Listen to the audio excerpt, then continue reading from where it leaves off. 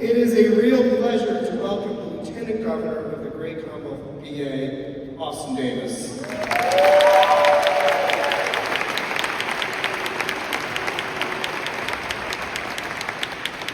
Good evening, everyone. Let's give a round of applause for Anuj Gupta and the work of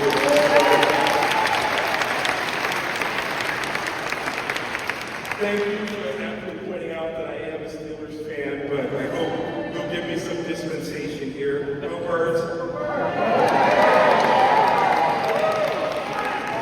I am so honored to be with all of you this evening, and I'm honored to be joined by our administration's Secretary of Policy and Planning, Akbar Hussain. Akbar, thank you for being here as well. I'm honored to be here to help honor Brother Jimmy Williams and Ms. McKenzie at a time when so many people are working to tear us apart and pit us against one another. Unions like the Painters Union continue to be a force that brings us together. On the job site, no one cares where you were born or what language you speak at home. They care that you can get the job done. And it's wonderful to see someone like Ms. McKenzie be recognized for her dedication and generous spirit. Since she went through her Welcoming Center apprenticeship program, and now that she's working at the shipyard, I imagine that she's learning some new and colorful phrases there. Working people are the folks that make America truly great. As some of you may know, I'm the proud son of a union bus driver and a hairdresser. Literally, my dad is driving a bus in Pittsburgh today to help folks get where they need to go.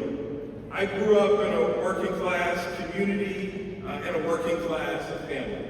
My grandparents came to Pennsylvania from the South, seeking refuge from the suffocation of Jim Crow.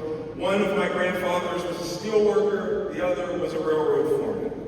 I don't think that they ever thought in their wildest dreams that their grandson would one day occupy the second highest office in this Commonwealth.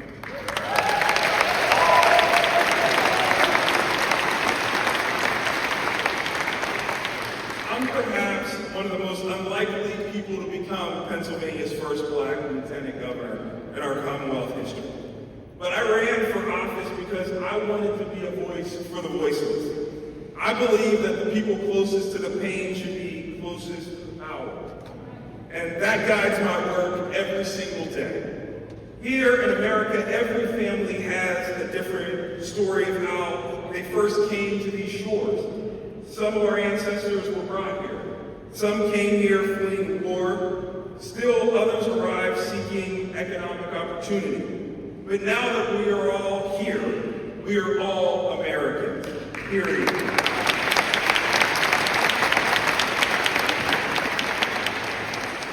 William Penn was one of those people who came here, seeking refuge from religious persecution.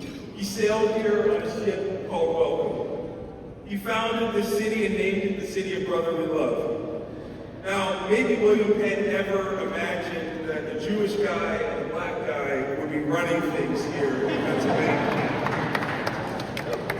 But from the very start, Pennsylvania was a place that welcomed newcomers and opened its arms in friendship and yes, even in love.